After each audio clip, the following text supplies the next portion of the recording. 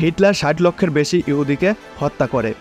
এই গণহত্যা সংগঠিত করে তিনি অবশ্যই মানবতা বিরোধী কাজ করেছেন।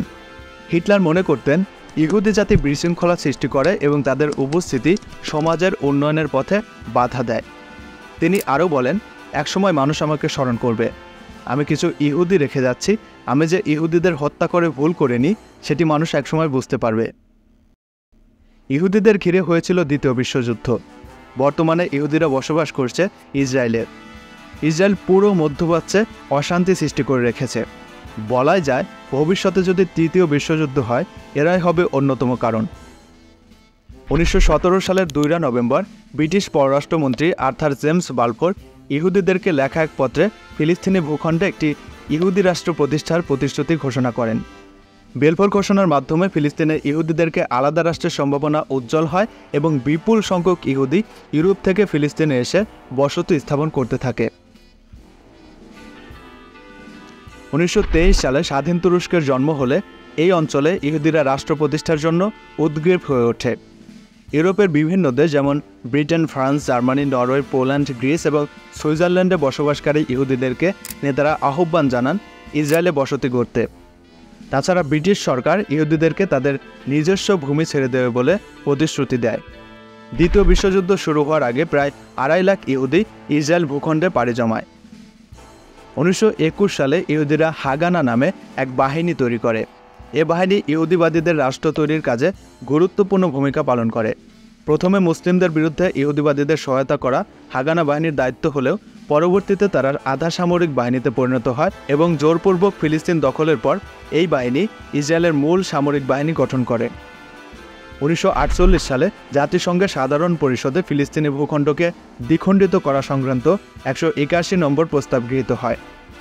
জাতিসংঘ ফিলিস্তিনিদেরকে দ্বিখণ্ডিত করার প্রস্তাব পাশ করে 45% ফিলিস্তিনিদেরকে এবং বাকি 55% ভূমি ইহুদিবাদীদের হাতে ছেড়ে দেওয়ার সিদ্ধান্ত নেয়। এভাবে 1948 সালের 14 মে ইসরায়েল স্বাধীনতা ঘোষণা করে।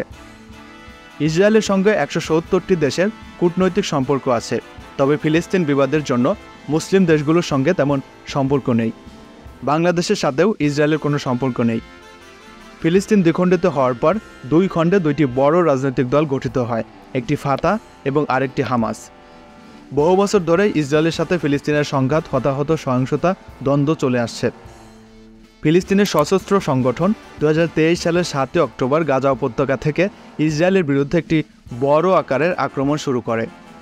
ফিলিস্তিনি এলাকায় ইসরায়েলি বসতি স্থাপন বৃদ্ধি ও ফিলিস্তিনি বেসামরিক জনগণের বিরুদ্ধে ইসরায়েলীয় বসতি স্থাপনকারীদের সহিংসতা, জেনিনের সংঘর্ষ এবং অন্যান্য সংঘাতের ঘটনাগুলোকে হামাস আক্রমণের ন্যায্যতা হিসেবে উল্লেখ করে এবং গাজার বাইরের ফিলিস্তিনিদেরকে দখলদারদের বিরুদ্ধে লড়াইয়ে যোগ দেওয়ার আহ্বান জানায়।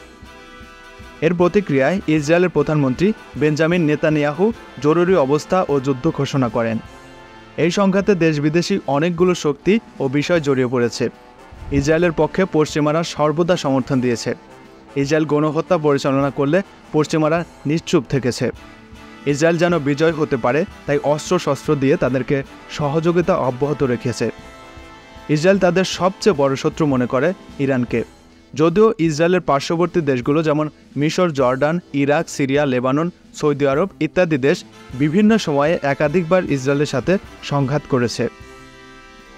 ইরান বিশেষ করে ইসরায়েলের প্রতি শত্রুতা প্রকাশ করেছে তাদের সমর্থিত গোষ্ঠী হিজবুল্লাহ এবং হামাসের মাধ্যমে। ইরানের পারমাণবিক কর্মসূচিও ইসরায়েলের জন্য একটি বড় হুমকি হিসেবে দেখা হয়।